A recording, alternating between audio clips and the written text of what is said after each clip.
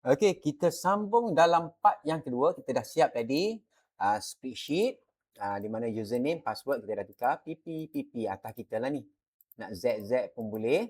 Kemudian kita dah siap ni. Jangan tutup lagi dua ni. Jangan tutup lagi. Kita masuk semula dalam panitia matematik sampel ni. Kita pergi bahagian yang kedua iaitu kod laman front end. Klik lihat. Buka pautan. Yang ni kita kena make a copy. File, make a copy. Klik make a copy dan make a copy. Okay, yang asal ni tutup. Nanti kita confuse. Yang ni yang kepunyaan kita. Sekarang ni apa yang kita kena buat? Sama ada kita scroll ke bawah ataupun kita buat di keyboard, kita tekan Ctrl F untuk find. Nanti dia keluar. Find in document. Jadi kita kena type dalam ni WEB underscore. Nanti dia akan keluar yang ni. Tukar URL.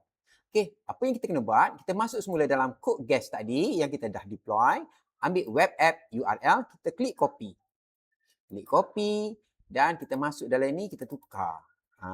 Tukar URL warna merah ni. Jangan ambil yang koma ni. Ambil yang warna merah, kita paste. Okey, itu step yang kedua. Dah siap untuk ni front end.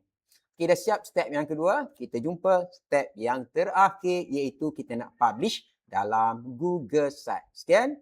Kita jumpa lepas ni. Assalamualaikum warahmatullahi wabarakatuh. Bye-bye.